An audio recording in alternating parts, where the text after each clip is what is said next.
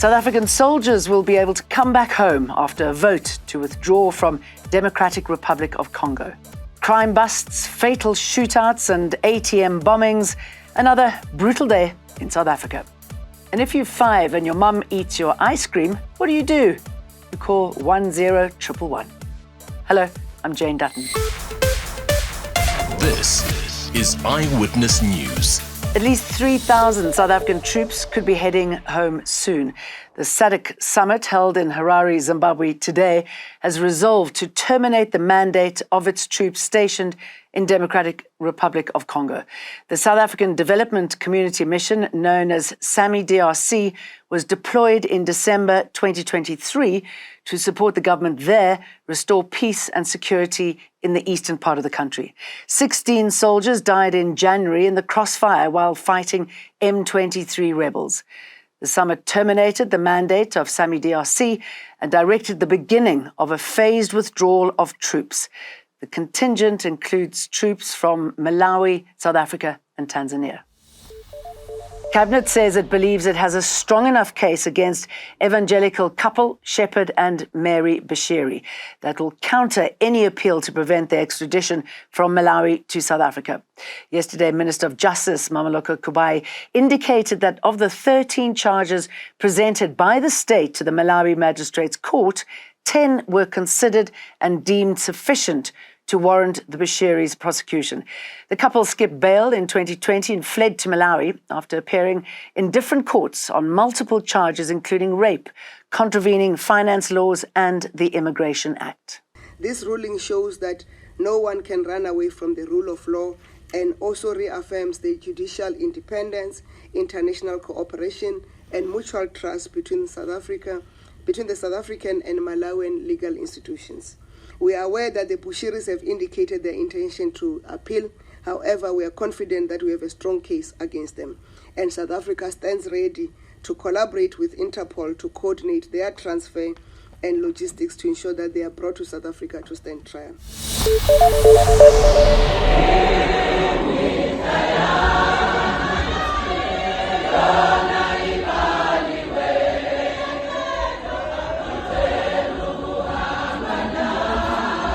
The 9 victims of the N2 bus crash in KwaZulu-Natal have been remembered at a memorial service in Gwatukuza today.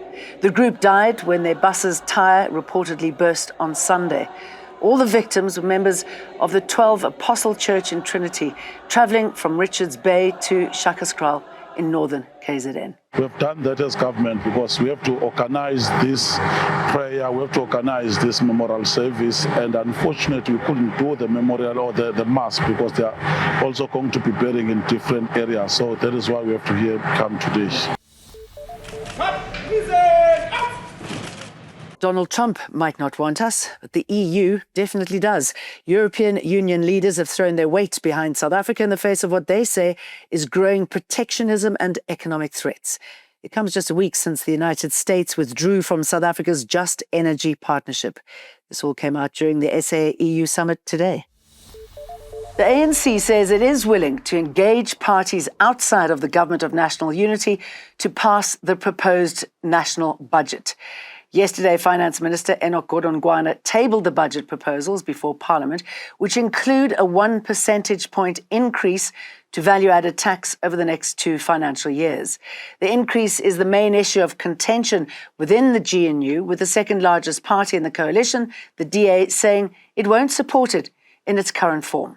The budget will be passed working with everybody in government, and the ANC is prepared to talk and engage with all other political parties within the Government of National Unity and even beyond. And we have always been and will always be open to talking to everybody. But talking to everybody does not mean that we are submissive. While the DA has claimed it's rejected the increase because it cares about South Africa's poorest, EWN understands the party rejected the proposal because the ANC didn't want to give in to its demands, including the reversal of the NHI, Bella and Expropriation Act. The proposed budget is now before Parliament, which has the authority to accept, reject or to make necessary amendments. The suspect, who was shot and killed during a shootout with police in the south of Johannesburg today, was one of the masterminds connected to several ATM bombings in the country. Police say there were 3 leaders in charge of the bombing operation they managed to stop in Lenasia. At the scene, a shootout ensued and 1 suspect is deceased, 4 are arrested, 2 others are hospitalized, and 5 others are still on the run. And police are head over heels chasing after these criminals that have been sought for various other ATM bombings in Gauteng and other nearby provinces. 4 of the suspects were arrested and 5 are on the run. 9 foreign nationals have been arrested following a bust at an illegal alcohol manufacturing facility in Western area on the West Rand. Police uncovered fake alcohol to the value of approximately 1 million rand being manufactured and bottled. The SAPS border policing high-density team has been hard at work in ensuring they track and trace those that may have made their way into South Africa.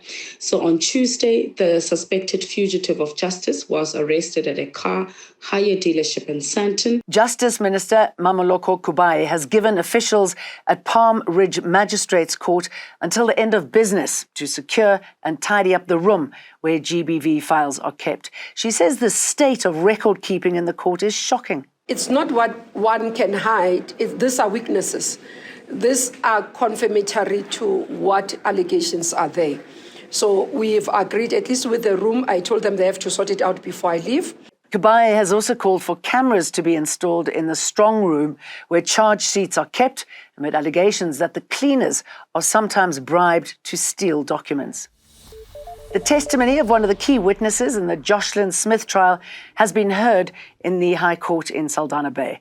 Laurentia Lombard, a state witness who was initially an accused in the case, was on the witness stand. She's been expected to testify about her knowledge of Joslin's disappearance. Lombard originally appeared in court alongside Joslin's mother, Kelly Smith, and her co-accused, Jacqueline Apollos and Stefana van Rijn, in connection with Joslin's disappearance.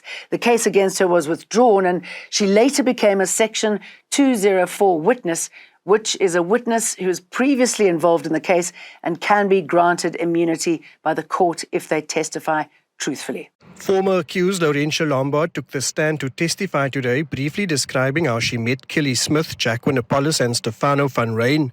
Lombard told the court she moved to Saldanha Bay from Worcester in 2017 before moving in with her boyfriend in Middelpos.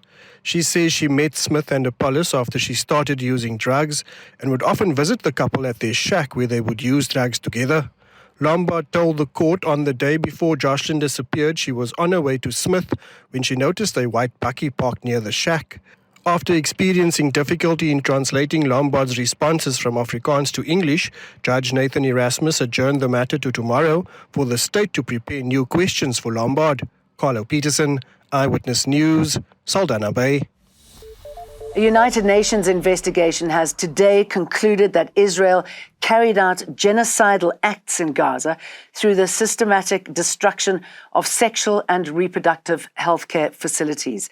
The UN Commission of Inquiry says Israel intentionally attacked and destroyed the Palestinian territory's main fertility center and had simultaneously imposed a siege and blocked aid, including medication, for ensuring safe pregnancies, deliveries, and neonatal care. The UN mission says this amounts to 2 categories of genocide acts during Israel's offensive in Gaza. The United Nations Genocide Convention defines that crime as acts committed with intent to destroy, in whole or in part, a national, ethical, racial, or religious group. But Israel's mission in Geneva says it categorically rejects the unfounded allegations. To Wisconsin in the United States, where a 4-year-old boy called the country's emergency number and asked for his mum to be locked up. He was upset because she ate his ice cream. Police went to the family's home to make sure there was nothing suspicious going on there. The boy then told them that he'd changed his mind about sending his mum to jail. But he got lucky. Some officers returned the next day with ice cream just for him. That's it from us. We'll see you for more again tomorrow. Don't forget to download our app.